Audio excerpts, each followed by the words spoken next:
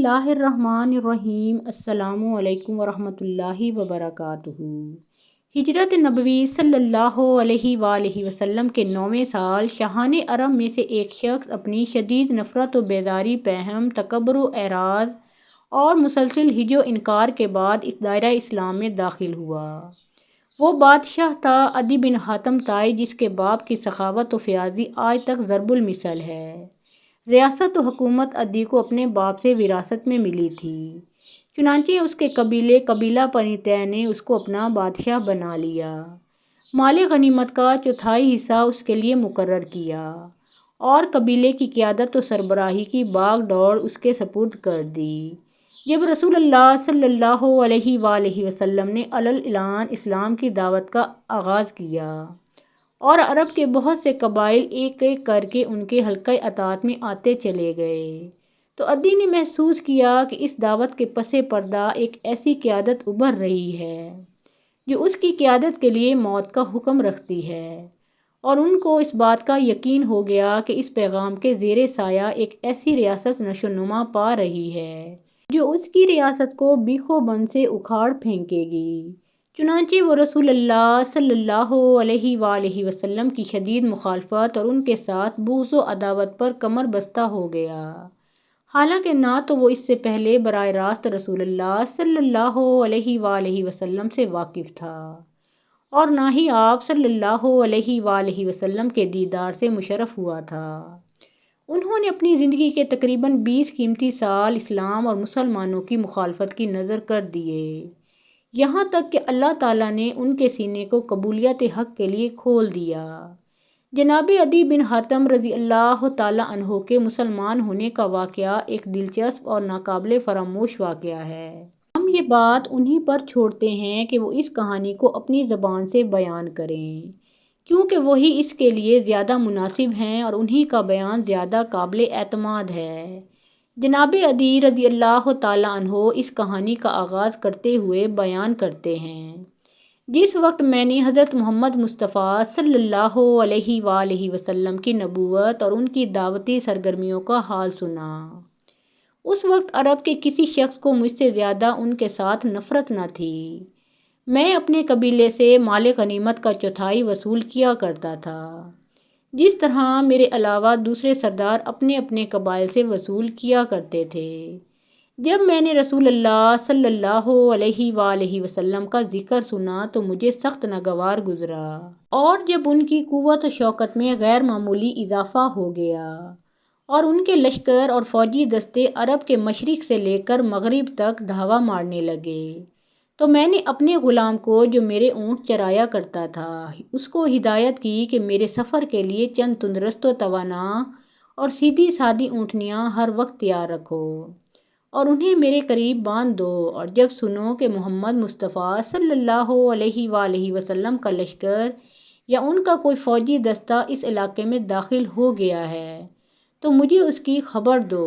ایک دن صبح کے وقت غلام نے مجھ سے کہا، اے آقا، آپ اپنے علاقے میں محمد مصطفیٰ صلی اللہ علیہ وآلہ وسلم کے سواروں کی آمد پر جو کچھ کرنے کا ارادہ رکھتے ہیں اب اسے کر گزریے۔ میں نے وجہ پوچھی تو اس نے بتایا، میں نے کچھ جھنڈے اس علاقے میں حرکت کرتے ہوئے دیکھے ہیں، ان کے متعلق دریافت کیا تو معلوم ہوا کہ یہ محمد مصطفیٰ صلی اللہ علیہ وآلہ وسلم کا لشکر ہے۔ میں نے اس سے کہا، جن اونٹنیوں کو تیار رکھنے کا میں نے تم کو حکم دیا تھا انہیں فوراً میرے پاس لے آؤ۔ پھر میں اسی وقت اٹھ کھڑا ہوا اور اپنے اہل و عیال کو اپنے پیارے وطن کو چھوڑ کر کوچ کرنے کا حکم دے دیا اور تیز رفتاری کے ساتھ سرزمین شام کی طرف روانہ ہو گیا تاکہ اپنے ہم مذہب نصارہ کے پاس پہنچ کر وہاں قیام کروں۔ میں عجلت میں اپنے گھر کے تمام افراد کو جمع نہ کر سکا۔ جب خطرے کی حدود سے نکل کر جائزہ لیا تو معلوم ہوا کہ میں اپنی بہن کو قبیلہ طے کے باقی ماندہ افراد کے ساتھ اپنے وطن نجد ہی میں چھوڑ آیا ہوں۔ اب میرے لیے اس کے پاس پلٹ کر جانے کی کوئی گنجائش نہ تھی۔ مجبوراً اسے چھوڑ کر اپنے ساتھ اہل خانہ کو لیے شام چلا گیا اور وہاں اپنے ہم مذہبوں میں قیام پذیر ہو گیا، اور میرے پیچھے میری بہن توقع کے مطابق ان حالات سے دوچار ہوئی جن کا پہلے ہی سے مجھے اندیشہ تھا۔ شام میں مجھ کو اطلاع ملی کہ محمد مصطفیٰ صلی اللہ علیہ وآلہ وسلم کے سواروں نے ہمارے علاقے پر حملہ کیا۔ میری بہن کو گرفتار کر لیا گیا اور اسے دوسرے قیدیوں کے ساتھ یثرب لے جایا گیا اور مسجد کے دروازے کے قریب ایک احاطے میں بند کر دیا گیا۔ مجھے یہ اطلاع بھی ملی کہ ایک دن نبی صلی اللہ علیہ وآلہ وسلم کا گزر میری بہن کی طرف سے ہوا، تو اس نے اٹھ کر ان سے عرض کیا، اے اللہ کے رسول صلی اللہ علیہ وآلہ وسلم، میرے والد فوت ہو چکے ہیں، میرا سرپرست غائب ہے، آپ مجھ پر احسان کیجئے، اللہ تعالیٰ آپ پر احسان کرے گا۔ تو رسول اللہ صلی اللہ علیہ وآلہ وسلم نے اس سے پوچھا، کون ہے تمہارا سرپرست؟ وہ بولی، عدی بن حاتم۔ کون عدی بن حاتم؟ اللہ اور اس کے رسول صلی اللہ علیہ وآلہ وسلم سے بھاگنے والا۔ اتنا کہہ کر رسول اللہ صلی اللہ علیہ وآلہ وسلم اسے اس کے حال پر چھوڑ کر آگے بڑھ گئے۔ دوسرے روز بھی جب آپ صلی اللہ علیہ وآلہ وسلم کا گزر اس کی طرف سے ہوا تو اس نے دوبارہ وہی باتیں کہیں جو کل کہہ چکی تھی، اور آپ صلی اللہ علیہ وآلہ وسلم نے بھی وہی جواب دیا جو کل دے چکے تھے۔ اور جب تیسرے دن آپ صلی اللہ علیہ وآلہ وسلم ادھر سے گزرے تو چونکہ وہ مایوس ہو چکی تھی اس لیے وہ خاموش رہی۔ آپ صلی اللہ علیہ وآلہ وسلم سے کچھ نہیں کہا، تو رسول اللہ صلی اللہ علیہ وآلہ وسلم کے پیچھے سے ایک شخص نے اسے اشارہ کیا کہ اٹھ کر رسول اللہ صلی اللہ علیہ وآلہ وسلم سے بات کرو۔ چنانچہ اس نے کہا، اے اللہ کے رسول صلی اللہ علیہ وآلہ وسلم، میرا باپ فوت ہو چکا ہے اور میرا سرپرست لاپتہ ہے۔ آپ صلی اللہ علیہ وآلہ وسلم میرے اوپر احسان فرمائیے، اللہ تعالیٰ آپ پر احسان فرمائے گا۔ اور آپ صلی اللہ علیہ وآلہ وسلم نے اس پر احسان فرماتے ہوئے اس کی رہائی کا حکم صادر فرما دیا۔ رہائی پا کر اس نے کہا کہ میں اپنے گھر والوں کے پاس شام جانا چاہتی ہوں۔ نبی کریم صلی اللہ علیہ وآلہ وسلم نے اس سے فرمایا کہ جب تک تمہارے قبیلے کا کوئی قابل اعتماد آدمی نہیں مل جاتا، روانگی میں جلدی نہ کرنا، اور جب کوئی قابل اعتماد شخص مل جائے تو مجھے بتانا۔ رسول اللہ صلی اللہ علیہ وآلہ وسلم کے جانے کے بعد اس نے اس آدمی کے متعلق دریافت کیا جس نے اسے بات کرنے کا اشارہ کیا تھا، تو معلوم ہوا کہ وہ علی رضی اللہ تعالیٰ عنہ ابن ابی طالب تھے۔ وہ مدینہ میں ٹھہری رہی۔ اس دوران میں کچھ لوگوں کا وفد وہاں آیا جس میں ایسے لوگ بھی شامل تھے جن کے اوپر وہ اعتماد کر سکتی تھی۔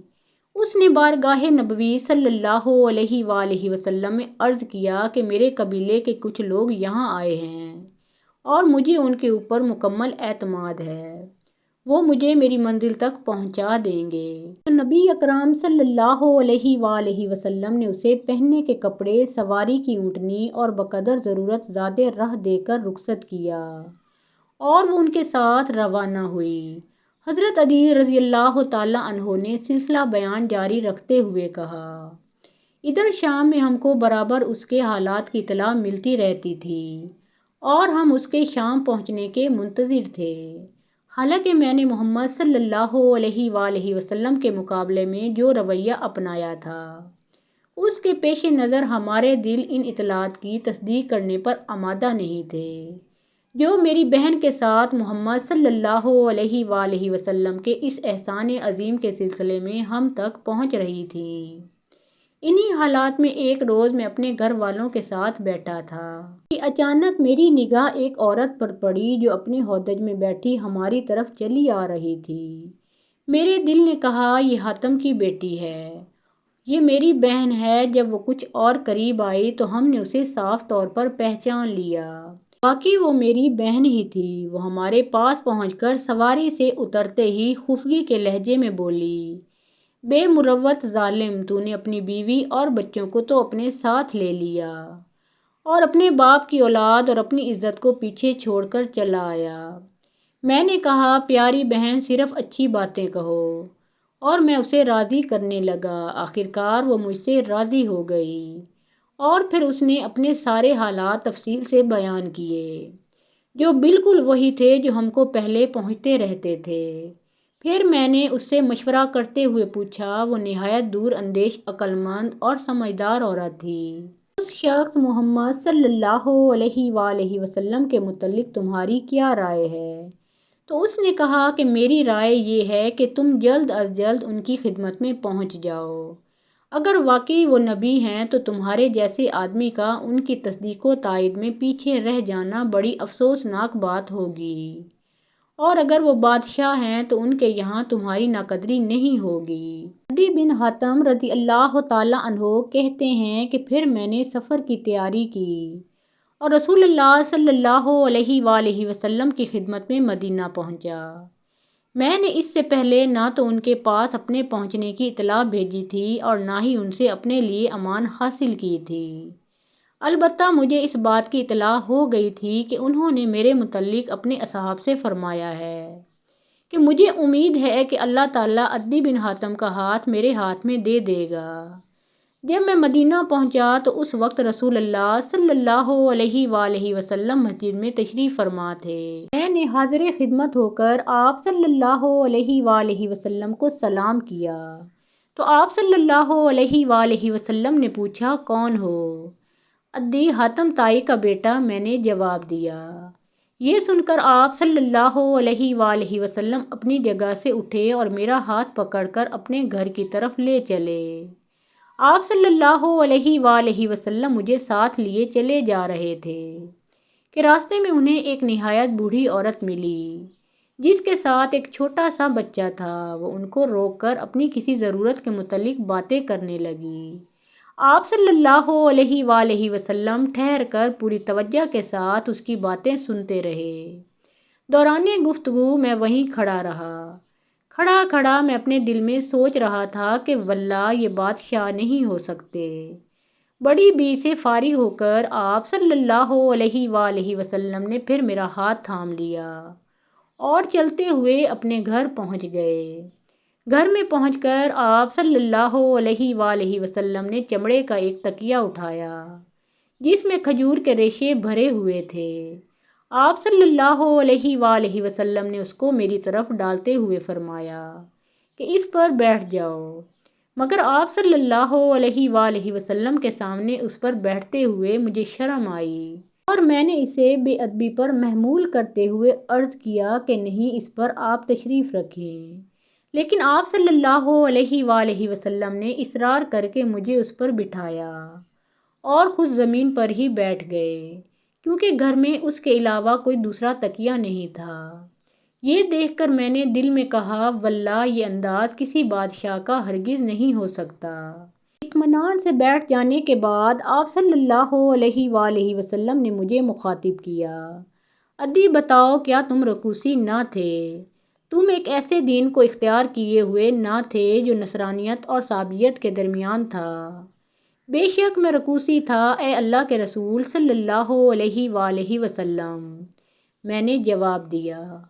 کیا تم اپنی قوم سے مال غنیمت کا چوتھائی حصہ وصول نہیں کرتے تھے؟ کیا تم ان سے وہ مال نہیں لیتے تھے جو تمہارے دین میں حلال نہ تھا؟ آپ صلی اللہ علیہ وآلہ وسلم نے دوبارہ فرمایا، ہاں اے اللہ کے رسول صلی اللہ علیہ وآلہ وسلم، میں ایسا کرتا تھا، اور اس وقت مجھے یقین ہو گیا کہ یہ نبی مرسل ہیں۔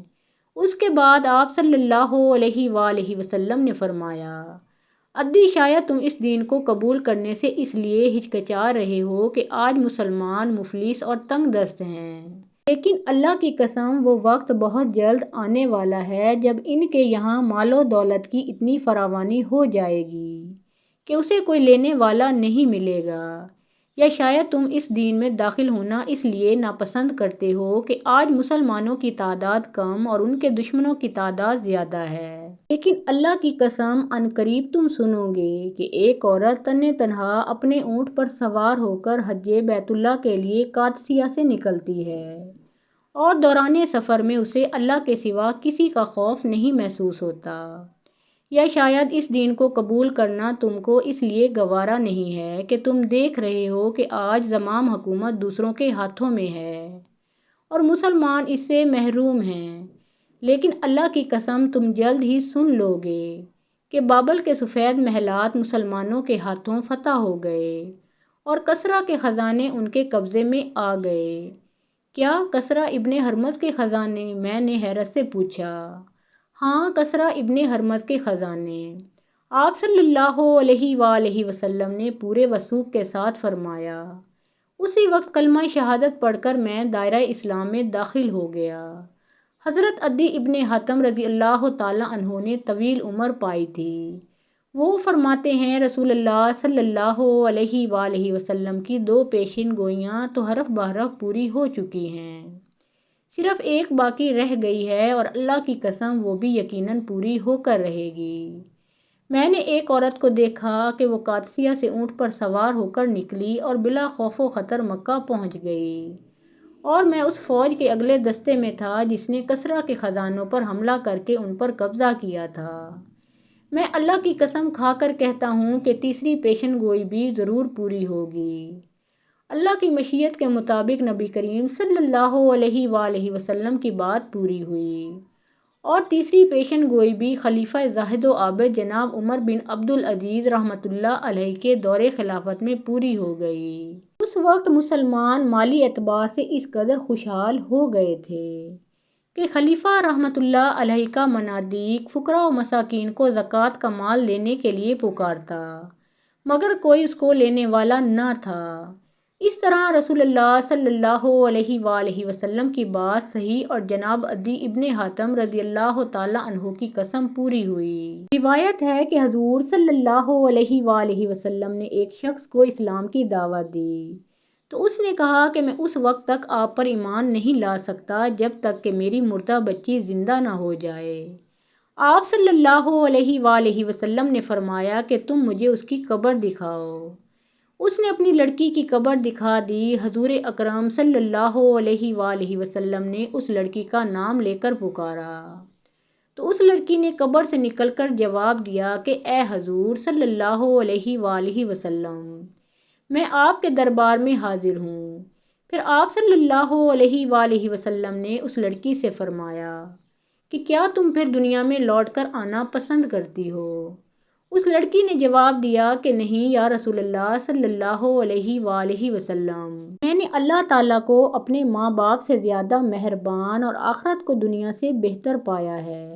محترم ناظرین، پیارے آقا محمد مصطفیٰ صلی اللہ علیہ وآلہ وسلم کا پیارا نام ایک بار کامنٹ سیکشن میں ضرور لکھیں۔